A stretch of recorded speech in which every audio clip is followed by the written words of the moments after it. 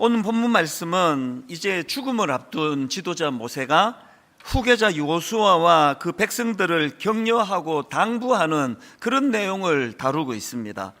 먼저 백성들에게 하는 당부를 들어보십시오. 신명기 31장 6절입니다. 너희는 강하고 담대하라. 두려워하지 말라. 그들 앞에서 떨지 말라. 이는 내 하나님 여호와 그가 너와 함께 가시며 결코 너를 떠나지 아니하시며 버리지 아니하실 것임이라 하고, 그리고 그 다음 7절입니다. 모세가 여호수아를 불러 온 이스라엘의 목전에서 그에게 이르되 너는 강하고 담대하라. 너는 이 백성을 거느리고 여호와께서 그들의 조상에게 주리라고 맹세하신 땅에 들어가서 그들에게 그 땅을 차지하게 하라. 이 말씀들을 보면은 여호수아 1장에서 하나님께서 이제 후계자로 여호수아를 세우시고 주신 말씀과 맥락이 똑같습니다. 계속 반복하는 말씀이 그거 아닙니까? 여호수아 1장 9절입니다. 내가 내게 명령한 것이 아니냐? 강하고 담대하라. 두려워하지 말고 놀라지 말라. 왜 지금 이렇게 두려워하지 말라는 말씀을 계속 반복하고 계시는 겁니까? 그거는 이 후계자 여호수아와 백성들이 앞으로 해내야 될, 치러야 될 일들이 너무나 중요하기 때문에 그렇고요. 그리고 또 한 가지, 저나 여러분이나 여호수아나 이스라엘 백성이나 모두가 예외가 아닙니다. 우리 모두는 다 연약하기 때문에 걸핏하면 두려움에 빠질 수밖에 없는 존재이기 때문에 그렇습니다. 그래서 저는 새해를 맞이하면서 이 본문에 있는 그 상황이나 오늘 우리들의 상황이나 크게 다르지 않다고 봅니다. 해야 될 일은 너무나 지금 중체대한 일이 많고 또 우리 모두는 다 연약해서 참 걸핏하면은 두려움에 빠질 수밖에 없기 때문에, 그래서 저는 새해가 되면서 정말 하나님께 기도합니다. 하나님, 분당 우리 교회 성도님들 올 한 해도 두려움 없이 그렇게 달려갈 수 있는 한 해가 되도록 은혜 주시기 원합니다. 하나님께서 저와 여러분의 기도를 들어주셔서 올 한 해 정말 두려움 없이, 그리고 에너지 낭비 없이 하나님 주신 그 꿈을 향하여 달려가는 한 해가 되기를 바랍니다.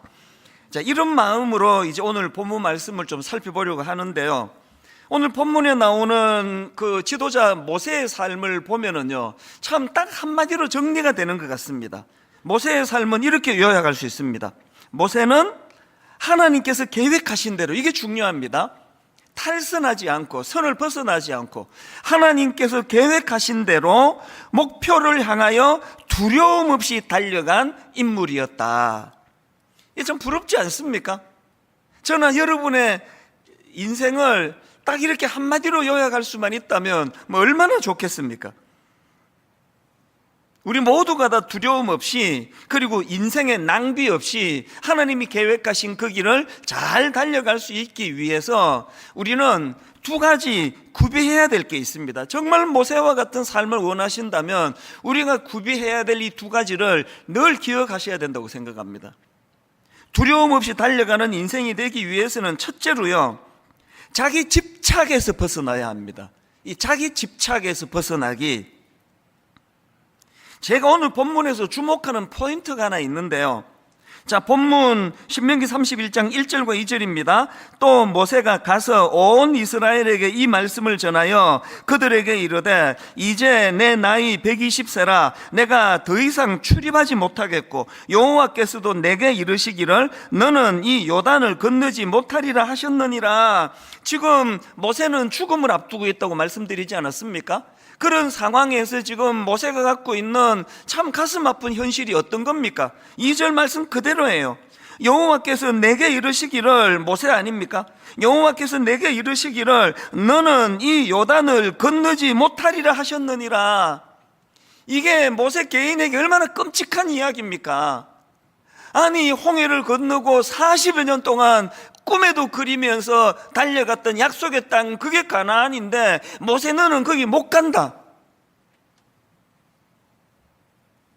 제가 오늘 본문을 읽으면서 참 특이하다 생각하는 건요, 모세에게서 너무나 분하고 원통하고 억울하고 막 하나님께 막 따지고 싶은 그런 하나님의 조치에 대해서 별로 연연하지 않는 모습을 보인다는 겁니다.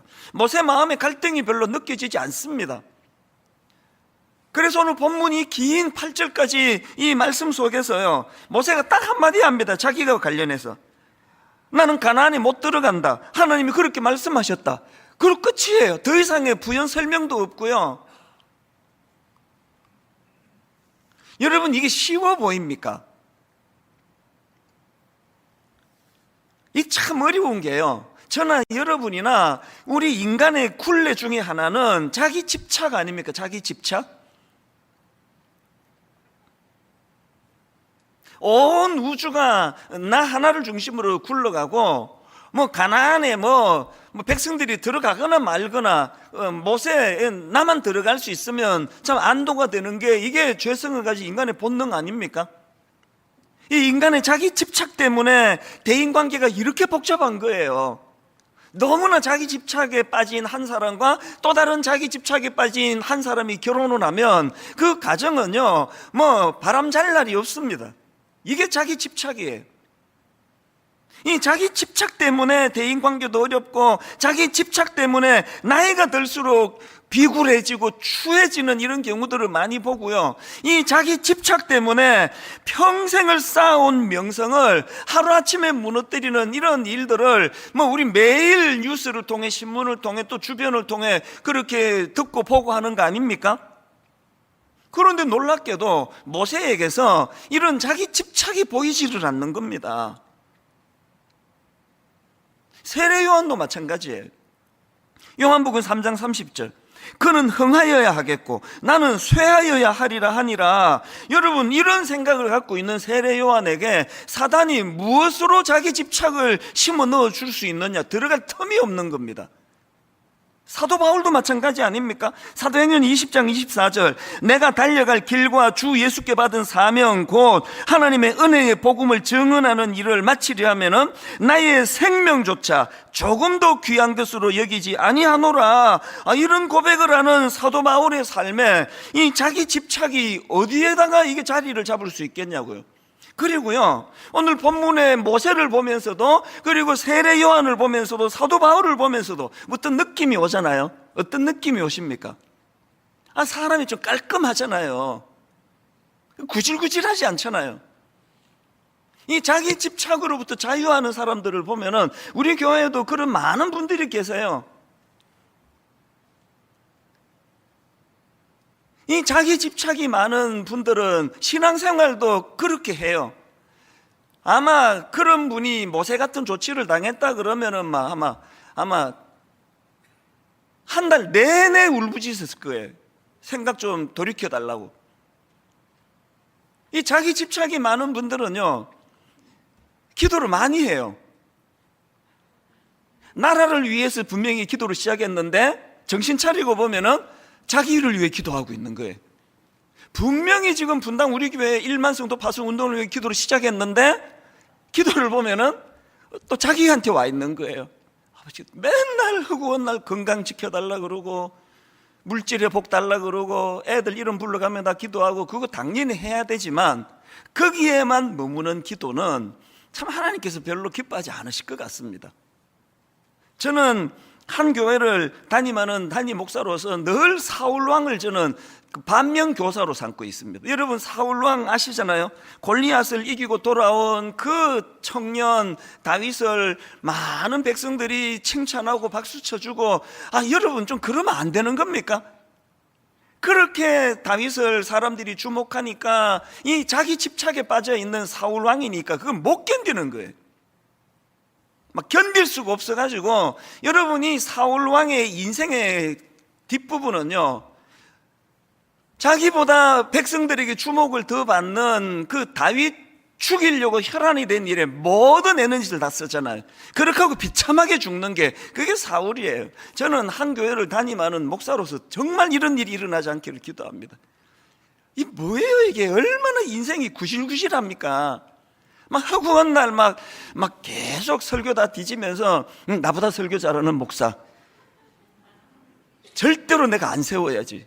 그래서 설교 조금만 잘하면은 그 다음부터 그 사람이 보이지를 않아요. 그게 막 충고도 해요. 우리 담임 목사님 듣는데 설교 너무 잘하지 마시라고. 여러분, 이런 일이 실제로 있다는 것을 여러분은 아실 겁니다. 그 담임 목사님이 유난히 나빠서가 아니라요, 내버려두면 그게 인간의 본능이에요. 그래서 저는 이 사울 왕이 너무 두려운 거예요. 세례 요한을 죽인 헤롯 왕도 마찬가지 아닙니까? 자기 집착이 많은 지도자를 만나면요, 진짜 그 나라가 큰일 납니다. 여러분, 대통령 선거를 지금 2달 앞두고 있는데 진짜 기도하셔야 됩니다. 교회가 뭐 1번 찍어라, 2번 찍어라, 또 뭐 누구 오셨다 박수 쳐드리자 이런 거 하면 안 되지만요, 교회가 나서서 정치하면 안 되지만, 그러나 성도들은 정치에 무관심하면 안 됩니다. 관심 가져야 돼요. 기도하셔야 됩니다.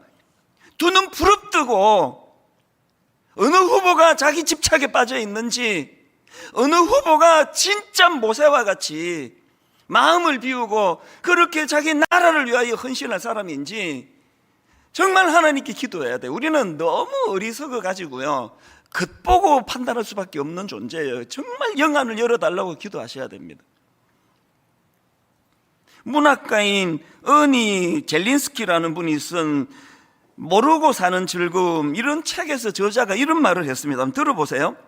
한마디로 걱정이라는 것은 그 100% 쓸데없는 것인데 뭐 다 동의가 되지 않습니까? 이거 누가 모르느냐고요.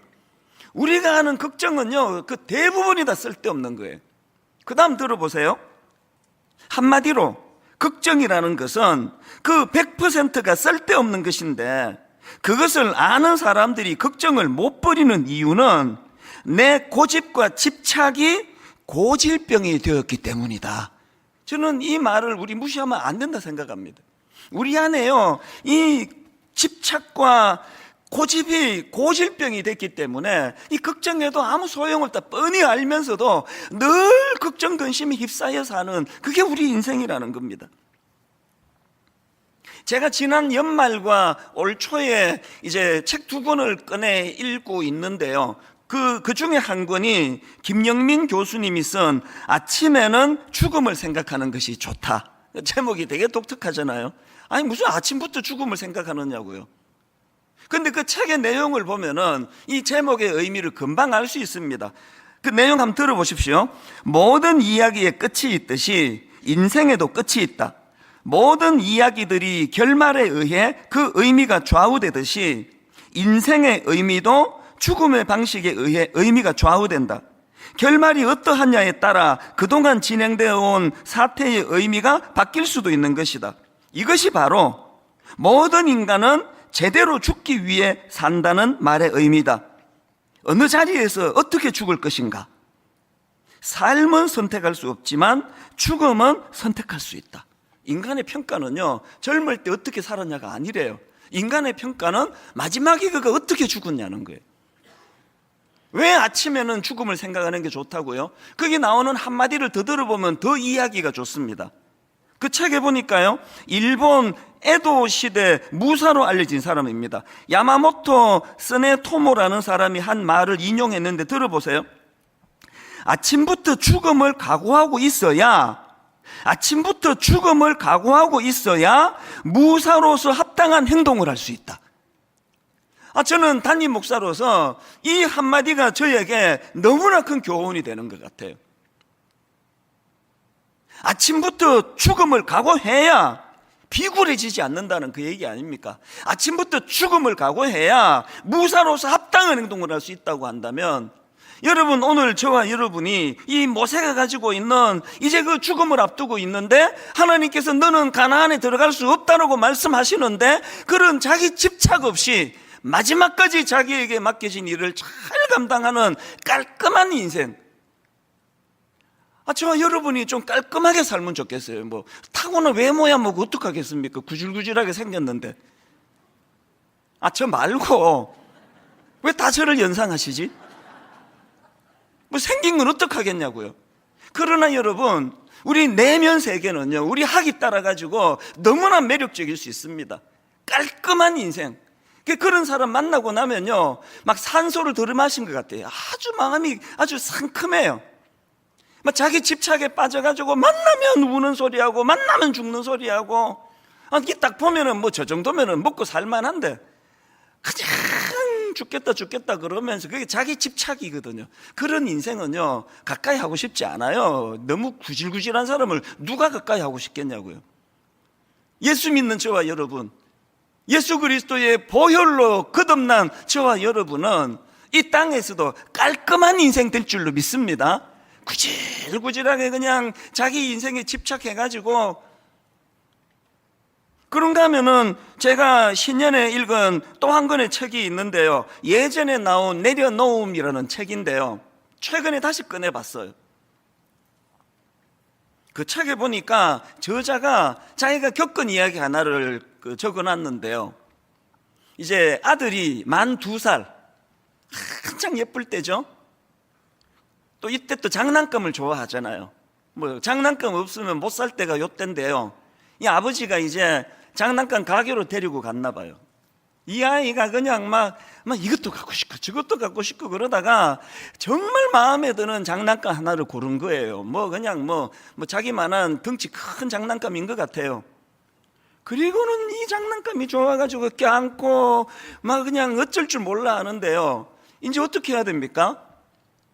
계산대 앞에 그걸 놓고 이제 계산하고 돈 치르고 이제 이 아이 거가 되는데요, 안 내어놓는 거예요. 얘가, 어린애가 막 딱 부둥켜 안고, 그래서 이거 여기 계산하고 줄게 아무리 설명해도 막 막무가내예요. 막 그래서 막 이거를 막 강제로 어떻게 하려니까 막 울고 불고 난리가 나는 겁니다. 그 어린애가 모르는 게 하나 있잖아요. 뭘 모르는 겁니까? 그 움켜쥐고 있는 걸 내려놓아야, 그래야 계산하고 그래야 진짜 자기 게 되는 걸 모르는 거예요. 여러분, 이게 우리 모습 아닙니까? 여러분이 움켜쥐어 가지고 여러분 되는 게 그게 뭐가 있던가요? 이 땅은요 잠깐 지나가는 소풍길이에요. 여러분, 그렇게 돈 그러면서 막 명예 그러면서 그렇게 바등바등 하는 사람들, 그 성경에 나오는 어리석은 부자, 다 공통점이 뭡니까? 그 움켜쥐고 있는 걸 내려놔야 그게 진정한 자기께 되는데,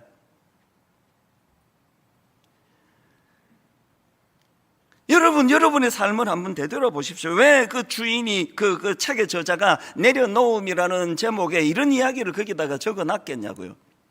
오병이어의 그 어린아이의 도시락, 그 아이가 움켜쥐고 그냥 탐욕에 쩔은 어른처럼 이거 못 내놓는 거라고, 난 내 먹을 거라고 그렇게 하고 그 움켜쥐고 저기 나무 밑에 가서 혼자 먹었으면요 아무 일도 안 일어났을 거예요. 그 어린애가 그 너무너무 아까운 그 도시락을 움켜쥐고 있는 걸 주님 앞에 내려놓았기 때문에 그 놀라운 역사가 거기서 일어나는 거 아닙니까? 그리고 자기도 조금도 손해가 아니잖아요. 훨씬 더 풍성한 그 하나님의 은혜를 누리면서 그 하루를 평생 잊혀지지 않는 기적을 맛보는 하루가 된 거 아닙니까? 이게 내려놓음이에요. 자기 집착에 빠져 있는 사람은요 신앙생활을 한다고 하지만 이 평강을, 이 기쁨을 절대로 맛보지 못하는 겁니다. 제가 최근에 여호수아서를 묵상하면서 최근에 새삼 깨달은 게 하나 있습니다. 지난주 살펴본 여호수아서 1장 1절을 한번 보십시오. 여호와의 종 모세가 죽은 후에 여호와께서 모세의 수종자 눈의 아들 여호수아에게 말씀하여 이르시되, 뭐가 느껴지세요? 모세는 끝났어요. 모세는 죽었는데요, 하나님은 여호수아에게 말씀하기 시작하세요. 여기서 중요한 메시지를 얻는데요, 교훈을 얻는데요, 하나님은 한 사람에게 다 맡기지 않으신다는 겁니다. 그런가 하면은 두 번째 교훈이 뭐냐, 2절을 읽어드릴게요. 내 종 모세가 죽었으니, 또 반복합니다, 같은 말을. 내 종 모세가 죽었으니 이제 너는 이 모든 백성과 더불어 일어나 이 요단을 건너 내가 그들 곧 이스라엘 자손에게 주는 그 땅으로 가라. 여기서 어떤 교훈이 여러분은 떠오르시나요? 모세는 죽어도요 하나님의 역사는 계속된다는 거예요. 이 두 가지를 우리 잊으시면 안 됩니다. 이 두 가지를 묵상하다가 보니까요 진짜 위험한 잘못된 거 하나가 딱 떠오르더라고요. 나 아니면 안 된다. 우리가 놓치는 게 이거 아닙니까? 나 아니면 안 된다. 왜 안 돼요? 되지. 하나님은요, 중요한 일일수록 한 사람에게 다 맡기지 않으세요. 그리고 하나님은요, 모세가 죽어도 그 일에 차지를 받지 않으세요. 이걸 모르니까 나 아니면 안 된다. 나 아니면, 이 인간의 자기 집착에서 나오는 열매라고 저는 생각합니다. 처음에 분당 우리를 개척하니까 인원이 몇십 명 안 되니까 저 혼자 다 했죠. 푹 치고 장구 치고 다 했습니다. 새가족 등록도 받고 주일 설교도 하고 수요 예배도 인도하고 금요 기도에도 인도하고 새벽 기도도 인도하고 모든 걸 제가 다 했습니다. 그러다가 1년 지나고 2년 지나고 어떻게 해야 됩니까? 하나씩 내려놔야죠. 지금은요, 제가 직접 하는 일 몇 개 되지 않습니다. 다 아시잖아요. 우리 교회 주일학교는요, 완전히 독립이에요. 심지어는 교육전도사 선발하는, 교육주사 청빙하는 권한까지 다 줬습니다. 나랑 일할 것도 아닌데 내가 뽑아서 어떡하느냐고. 대청교구도 마찬가지예요. 대청교구에 어떤 강사를 모시는지 무슨 행사를 하는지 하나도 몰라요. 그건 내가 왜 알아야 됩니까? 대청교구도 교육전도사 선발하는 권한. 그래서 저는 복도에서 코미디가 벌어져요. 교육전도사를 이렇게 만나는데 제가 이제 심사학을 안 했으니까 이제 요즘 같은 요런 때겠죠. 너무 청년인 줄 알고 공손하게 인사를 했는데 이번에 온 교육전도사입니다. 그러면 엄청 민망해요. 아니 교육전도사라고 거칠게 대한다는 뜻이 아니라 이게 막 청년으로 대우하니까 그 교역자를 왜 그래야 됩니까? 나 아니면 안 된다는 생각을 버려야 되기 때문이에요. 분당 우리 교회가 나 아니면 안 되는 교회면 이 교회는 하나님의 교회가 아니에요. 그래서 여러분 1만 성도 파송 운동은 바로 그것을 테스트하는 거라 생각합니다. 이천수 목사가 아니면 안 되는 교회라면 그거는 빨리 문 닫는 게 좋습니다. 다시 말씀드립니다. 모세는 죽어도 하나님의 역사는 중단되지 않고 계속된다는 거. 이게 하나님 나라예요. 이런 맥락에서 여러분, 저와 여러분 모두가 디모데후서 1장 7절 하나님이 우리에게 주신 것은 두려워하는 마음이 아니요 오직 능력과 사랑과 그다음 뭐예요? 절제하는 마음이, 절제하는 마음. 자기를 통제하고 자기 스스로 절제하는 이 마음 없이는 거기에 자기 집착이 거기에 버섯처럼, 독버섯처럼 그렇게 악한 꽃을 피우는 것이라. 두 번째로요, 우리 삶이 두려움 없이 달려가는 삶이 되기 위해서는 앞서 행하시는, 제가 여기 따옴표를 표시를 했잖아요. 너무나 중요한 개념이에요. 앞서 행하시는 하나님을 신뢰하기. 자, 3절입니다. 여호와께서 이미 말씀하신 것과 같이 너의 하나님 여호와께서 너보다 먼저 건너가사. 앞서 행하신 하나님. 그 다음 8절도 똑같습니다. 그리하면 여호와 그가 너의 앞에서 가시며 너와 함께 가사. 너의 앞에서 가시며 너와 함께 가사. 모세가 자기는 이제 더 이상 이제 수명이 없어 이제 죽을 수밖에 없고 모세가 가나안으로 자기는 들어갈 수도 없는 그 상황에서도 왜 집착하지 않았느냐? 이걸 알았기 때문이에요. 내가 없어도 우리 앞서 가시는 하나님이 일하시기 때문이다. 이 믿음이 있어야 은퇴하고도 계속 교회에 영향을 미치겠다고 하는 그런 잘못된 행동이 나오지를 않고요. 그래서 저는 꿈을 꿔요. 제가 은퇴하고 나면 난 절대 이 교회 안 떠날 거야. 보통 은퇴하면 이제 떠나야 그게 덕스럽다 그러는데 저는 안 떠날 거예요. 있게 해주세요. 있는 듯 없는 듯 그렇게 있을게요. 어떤 영향도 미치지 않고 1대 목사가 언제 은퇴하든 상관없이 2대 목사가 어떤 목사가 부임하든 상관없이 하나님의 역사는 이 교회 안에서 계속 될 줄로 믿습니다. 우리가 이 사실을 기억하는 거예요. 제가 이민을 떠나던 그 즈음에요. 그러니까 23살 때죠. 이제 그 대학교 기독교 동아리 선배님이 책을 한 거 선물했어요. 이렇게 두꺼운 책이에요. 안 읽었습니다. 23살 때 뭐 그렇게 벽돌 같은 거 누가 읽습니까? 그러나 여러분 그 책이요 제 인생에 너무나 소중한 책이 됐습니다. 읽지도 않았는데. 왠지 아십니까?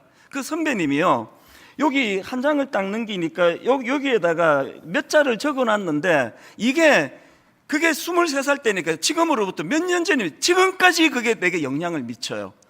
뭐 이제 몇 마디 적었는데 아무것도 기억이 안 나고 이것만 기억이 나요. 우리 앞서 행하시는 하나님께서 찬수를 사랑하사 시카고 땅에 이미 앞길을 평탄케 해 두셨으리라 믿는다. 이런 요지의 내용이에요. 다 인용도 못해요. 제가 23살 때 이민 가가지고 엄청 고생했다는 이야기 많이 했잖아요. 막 죽을 뻔했다, 막 그냥 자살 충동도 느꼈다, 말로도 할 수 없는 고난에 빠졌다. 이게요 전부 요 한마디를 내가 무시해서 그래요. 그 쓸데없는 안 해도 되는 고통을 당한 거예요. 만약에 제가 그 선배가 적어준 너희 앞서 행하시는 하나님을 내가 주목을 했더라면 제가 몇십 년 지나고 오랜 세월이 지나고 그때를 되돌아보니까 그 모든 시카고에서의 제 삶은요 저 앞서 행하시는 하나님의 손길과 일하심이었더라고요. 여러 번 말씀드렸죠. 이 자격 없는 저를 분당 우리 교회 담임 목사로 주님이 그때 이미 점지하시고 이제 분당 우리 교회 담임 목사에 걸맞는 지도자 수업을 시카고에서 하셨는데 그 믿음이 없으니까 맨날 하나님께 화가 나고 하나님께 그냥 분통을 터뜨리고 막 형제들한테 생각하면 내가 얼굴이 화끈, 시간이 갈수록 더 화끈거려요. 막 우리 형제들을 내가 얼마나 원망했는지 모릅니다. 왜 안 도와주느냐고 막 그렇게 원망을, 왜 안 도와주기는 지금 생각하면은 막 엄청 도와줬는데 양이 안 차는 거죠. 자기 집착이 많으니까. 오늘 여러분 이 시간에 이 순간에 지금 23살 때 저와 같이 오류를 범하는 분이 너무 많으신 거 아닙니까? 여러분이 만나고 여러분이 경험하고 여러분이 겪는 어떤 아픔도 어떤 고난도 하나님이 아직 시카고 도착 안 하셔가지고 주신 일이 아니라 앞서 행하시는 하나님의 손길인 줄 믿으시기를 바랍니다. 불평 없이 그것들을 받아들일 때 우리 인생에요 버릴 게 하나도 없습니다. 순탄하면 앞서 행하시는 은혜에 감사하면서 살고 어려운 일이 찾아오면 하나님께서 이 일을 통하여 나를 연단시켜 정금같이 빚어가시는 앞서 행하시는 하나님의 손길로 감사함으로 그것을 받으면요 제가 그래서 요즘에는 그때 그 선배님의 글이 이게 이제 오늘 본문에 나오는 그 신명기의 그 정신을 가지고 썼구나. 언젠가 제가 이제 한국을 방문해가지고 그 형한테 물었거든요. 그 앞서 행하시는 개념이 성경에 어디 나오느냐. 그러니까 자기도 모른대요. 그래서 한참 제가 헷갈렸어요. 이게 어디 나오는 말씀인가 했더니 이게 오늘 신명기서에 나오는 말씀. 신명기뿐만 아니고요 성경에 곳곳에서 이 개념이 있더라고요. 너희 앞서 행하시는 하나님. 요즘은요 그래서 제가 유학을 떠나거나 이민을 가시거나 또 가정에 어려움이 있으시거나 제가 기도해 줄 때 항상 이렇게 기도합니다. 하나님 이 성도님을 붙잡아 주셔서 유학 생활 내내 이민 생활 동안 우리 앞서 행하시는 그 하나님을 볼 수 있는 영안을 열어주시기를 원합니다. 괜히 쓸데없는 고생하지 않도록. 시편 37편 5절 너의 길을 여호와께 맡기라. 그를 의지하면 제 원고에 이렇게 관로하고 제가 글 하나를 부연해서 넣습니다. 너의 길을 여호와께 맡기라. 그를 의지하면 너희 앞서 행하시는 그가 이루시고. 하나님은요 과거를 돌아보니까 에베네셀이에요. 여기까지 도우셨다. 오늘 우리의 삶을 돌아보니 하나님께서 우리 앞서 행하시는 은혜를 주셨다. 또 오늘의 삶을 다시 돌아보니까 임마누엘 우리와 함께 하시고 우리 앞서 행하시고 이 하나님의 역사하심이 여러분들 이론이 아니라 피부 속에 삶 속에서 이것을 느끼고 경험하면서 감격으로 살아가시기를 바랍니다. 두 가지 기억하셔야 됩니다. 두려움 없이 달려가는 인생 되기 위하여 첫째, 자기 집착에서 벗어나기. 둘째, 앞서 행하시는 그 하나님을 신뢰하기. 여러분, 올 한 해 분당 우리 교회가 그리스도 중심의 성경 읽기에 전념하겠다 이런 말씀을 드렸는데 왜 그래야만 합니까? 왜 여러분 그렇게 해야 되느냐? 여러분, 하나님의 말씀을 알아야, 그 하나님의 말씀을 통하여 정확한 그분의 뜻을 알아야 우리 앞서 행하시는 하나님을 기억할 거 아니냐고요. 그래서 여러분, 출애굽기 33장 11절의 모세를 보십시오. 사람이 자기의 친구와 이야기함 같이 여호와께서는 모세와 대면하여 말씀하시며, 모세는 진으로 돌아오나 눈의 아들 젊은 수종자 여호수아는 회막을 떠나지 아니하니라. 모세가 그렇게 자기 집착이 없고 모세가 그렇게 앞서 행하시는 하나님을 확신할 수 있었던 것은 하나님을 어떻게 대면합니까? 사람이 자기 친구와 이야기함 같이. 여러분, 그리스도 중심의 성경 읽기 왜 여기에 한번 전념하자는 겁니까? 지난 한 주 동안에 이 그리스도 중심의 성경 읽기 깜빡하고 한 번도 안 하신 분 계시면요, 이제 오늘부터 하시면 돼요. 여러분이 하셔야 될 제일 첫 번째가 뭐냐 하면은, 예배가 끝나자마자 홈페이지 들어가셔서 성경 읽기표를 다운받아 프린트하는 것부터 시작하셔야 됩니다. 프린트 하셔서요, 이제 교회가 두 달치씩 성경 읽을 분량을 여러분들께 제공할 텐데, 이제 오늘 그걸 프린트를 하셔서 계획 세우시고요, 지난주 안 읽으신 분은 창세기부터 읽지 마시고 이제 내일 분량부터 하시면 돼요. 미분을 안 풀었는데 적분은 어떻게 풉니까? 성경은 수학이 아니에요. 그리고 여러분, 계속 그동안 여러분이 반복해 오던 거,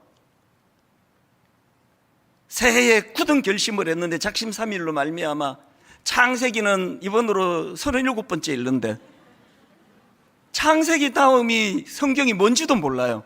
안 읽어가지고. 그래서 이번에 제가 전략을요, 이번 성경 읽기에 가장 중요한 목표는 완주하는 겁니다. 완주. 그래서 여러분, 다 안 읽으셔도 되고요, 창세기 좀 읽다가 막 1년 내내 너무 바빠가지고 12월 31일 날 요한계시록 다 읽으면 완주로 쳐드릴게요. 완주하는 거예요. 그리고 여러분, 이 성경 읽기, 나는 예수 믿기 얼마 안 되는데 뭐 하루에 막 몇 장씩 읽는 거 막 석 장씩 나 못 읽는다, 이런 분을 위해서요, 그날의 핵심장을 그래서 정해드리는 거예요. 그날의 핵심장 그 한 장만 읽으시면 됩니다. 이번에 성경 읽기에 도움을 드리려고 두 가지 자료를 제공해 드리기로 했는데요, 눈으로도 각인되라고 화면으로도 띄워 드릴게요. 첫째가 참고 강의를 만들어 드립니다. 두 가지 종류로 만들어 드리는데요, 외부 강사님으로 구성된 성경 읽기 가이드 영상. 제가 참, 저도 은혜를 받는 강의 잘 하시는 목사님들이 이번에 세우셨어요. 교수님도 있으시고. 그래서 여러분, 길지 않아요. 곧 짤막짤막하게 우리가 읽는 그날에 혹은 그 주에 성경의 흐름이 어떤가, 뭘 알고 읽으시면 성경 읽기가 훨씬 재밌습니다. 그래서 이제 외부 강사님들이 수고하시는 성경 읽기 가이드 영상, 이것을 여러분들이 들으시면 되고요. 두 번째가 새벽 기도의 영상입니다. 아침잠 많으시면요, 꼭 새벽에 안 일어나셔도 돼. 왜? 하루 종일 들려드릴 거니까. 언제든지 들어가셔서, 왜 새벽 기도회 영상 설교를 듣는 게 좋으냐? 바로 이 성경 읽기 그 표대로 우리가 중요한 핵심장을 찾아서 새벽에 설교하기 때문이에요. 그런가 하면은 두 번째 자료가 뭐냐? 성경 권별 심화 학습을 도와드리는 자료예요. 권별 아시죠? 창세기, 출애굽기, 레위기, 마태복음, 로마서, 이게 다 권별이거든요. 그래서 이제 미국의 웨스트민스터 신학교 팀에서 제공해 주시는 고마운 자료가 이거거든요. 책 리딩 지저스라는 이 책을 통해서 권별 심화 학습을 해야 돼. 보다 큰 그림으로 성경을 읽고 이해하면은 내용이 너무 도전이 돼요. 근데 이게 미국의 신학교 교수님이 쓰신 책이다 보니까 어떤 분들은 이게 너무 어려운데요, 이런 분이 계세요. 안 읽으시면 돼요. 어려운 분, 아니 초신자나 이런 분들에게 이게 어려우시면 이 리딩 지저스를 읽는 것보다 성경 읽게 하기 위한 거니까.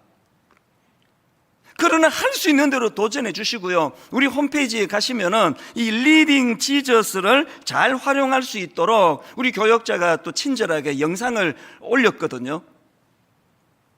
그런가 하면은 두 번째가 이 책과 관련한 웨스트민스터 신학교 팀이 제공하는 영상, 그래서 이 책과 그 영상을 보완해서 읽으시면 예수 좀 믿은 지 오래되시고 성경을 좀 아시는 분은 굉장히 재미있을 거예요. 이제 여러분 올 한 해 하여튼 적어도 매일 하루 한 번 이상은 우리 교회 홈페이지 내가 방문해야 되겠다, 그렇게 결심하시고 성경을 완주하는 한 해가 되기를 바랍니다. 결론을 이렇게 맺기를 원합니다. 시편 1편 1절과 2절입니다. 복 있는 사람은 악인의 꾀를 따르지 아니하며 죄인들의 길에 서지 아니하며 오만한 자들의 자리에 앉지 아니하고, 2절 같이 읽습니다. 한 목소리로. 오직 여호와의 율법을 즐거워하여 그의 율법을 주야로 묵상하는 자로다. 오직 여호와의 율법을 즐거워하여 그의 율법을 주야로 묵상하는 자로다. 하나님 말씀을 즐거워하고 말씀을 묵상하는 그 심령의 자리에 그 끔찍한 자기중심적인 그 끔찍한 나 하나를 위하여 온 우주가 다 돌아간다고 생각하는 이런 잘못된 생각은 자리 잡지 못하리라 생각합니다. 아버지, 자기 집착을 말씀을 통해 내려놓기를 원합니다.